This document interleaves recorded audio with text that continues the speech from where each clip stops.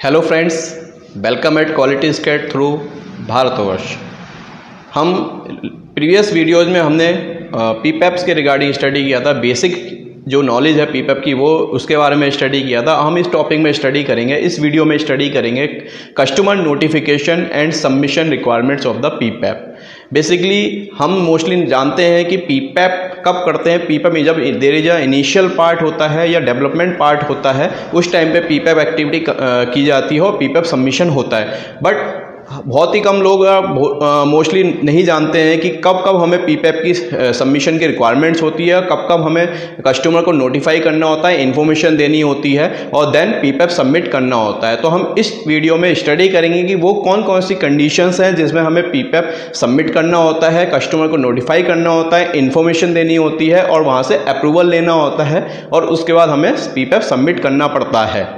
सबसे पहले हम बात करेंगे इस वीडियो में सबमिशन रिक्वायरमेंट्स की। Submission to customer. Submission to customer क्या है कि पीपैप अप्रूवल होना चाहिए prior shipment to the first production to the customer.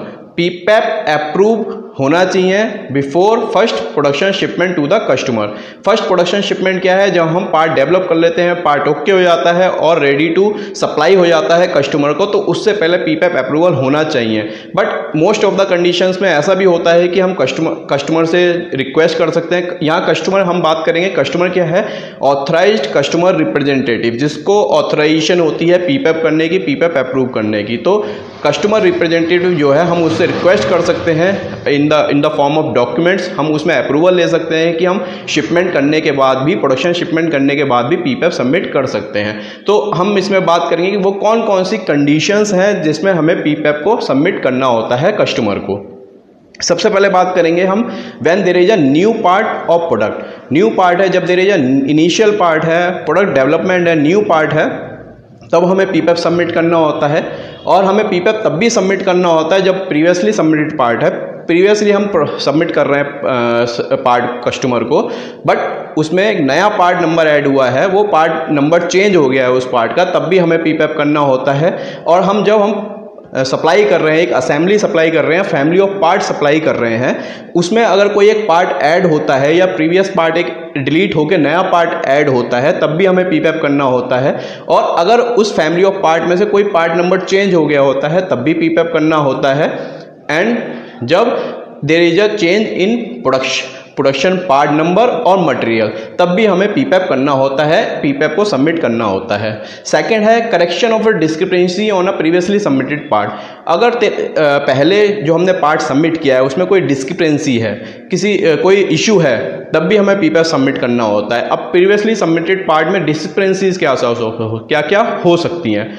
पहली हो सकती है अगर जो फंक्शनल रिक्वायरमेंट है पार्ट की वो कस्टमर की रिक्वायरमेंट के अकॉर्डिंग नहीं है, तब भी हमें पीपैप सबमिट करना होता है। वो एक डिस्क्रिपेंसी है, उसको जब हम डिस्क्रिपेंसी को डिलीट कर लेते हैं, डिस्क्रिपेंसी को ओवरकम कर लेते हैं, तब हमें पीपैप सबमिट करना होता है। दूसरा हो सकता है अगर सप्लायर रिलेटेड कोई इशू है, तब भी हमें सबमिट करना होता है। देयर इज अब या फिर उसमें डिस्क्रिपेंसी क्या हो सकती है कि कोई डायमेंशनल या कैपेबिलिटी रिलेटेड इशू हो सकता है, तब भी हमें सबमिट करना होता है। या हम उस पार्ट को पहले केवल इंटरिम अप्रूवल मिला होता है। इंटरिम अप्रूवल क्या होता है? इंटरिम अप्रूवल होता है कि कुछ पर्टिकुलर टाइम के लिए, like as 1 month, 2 month, 3 month और पर्टिकुलर क्वांटिटी ऑफ पार्ट के लिए हमें कस्टमर से इंटरिम अप्रूवल मिला होता है। उस बीच जो भी डिस्क्रिपेंसीज होती हैं उसको हम एक्शंस लेने होते हैं और प्रॉब्लम सॉल्विंग इफेक्ट के थ्रू, और उसको ओवरकम करना होता है। उसके बाद भी हमें फाइनल पीपैप सबमिट करना होता है, उसका अप्रूवल लेना होता है। और डिस्क्रिपेंसीज कैसे हो सकती हैं? टेस्टिंग रिलेटेड डिस्क्रिपेंसी हो सकती है, लाइक एक टेस्टिंग ऑफ मटेरियल परफॉर्मेंस और इंजीनियरिंग वैलिडेशन रिलेटेड भी डिस्क्रिपेंसी हो सकती है। Third one is engineering change to design records specification और material for production part public part number.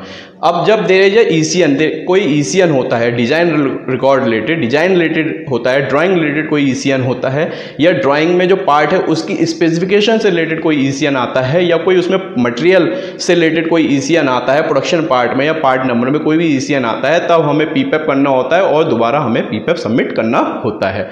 चौथा बेसिकली प्रोडक्शन पार्ट और बल्क मटेरियल दोनों के लिए है। बेसिकली बल्क मटेरियल क्या होता है? हमने previously basic study of the PPAP में हमने स्टडी किया था कि बल्क मटेरियल क्या होता है। बल्क मटेरियल होता है जो नॉन डायमेंशनल सॉलिड, लिक्विड और गैस होते हैं, like a sealant, lubricant, chemical, plating chemicals होते हैं, टॉप कोट्स हो गए। सो प्रोसेस टेक्नोलॉजी, अगर कोई प्रोसेस टेक्नोलॉजी जो है वो न्यू है ऑर्गेनाइजेशन के लिए, जो उसने पहले कभी यूज नहीं करी है, कोई न्यू प्रोसेस टेक्नोलॉजी वो अपने प्लांट में इन्वेंट कर रहा है और उसका यूज कर रहा है, तब भी हमें न्यू पीपैप सबमिशन करना होता है, पीपैप सबमिट करना होता है अपने कस्टमर को। सो बेसिकली इस वीडियो में हमने बात करी कि सबमिशन टू द कस्टमर क्या है, हमें पीपैप सबमिशन टू द कस्टमर क्या है, उसकी कंडीशंस क्या है, उसकी रिक्वायरमेंट्स क्या है, सर्कमस्टांसेस क्या है। नेक्स्ट वीडियो में हम बात करेंगे कि हमें कब कब कस्टमर को नोटिफिकेशन देना होता है, कब इन्फॉर्मेशन देनी होती है, कब उसका अप्रूवल लेना होता है, देन पीपैप सबमिट करना होता है। बेसिकली अगर आपको ये वीडियो पसंद आया हो तो प्लीज़ लाइक कीजिएगा, शेयर कीजिएगा और सब्सक्राइब कीजिएगा।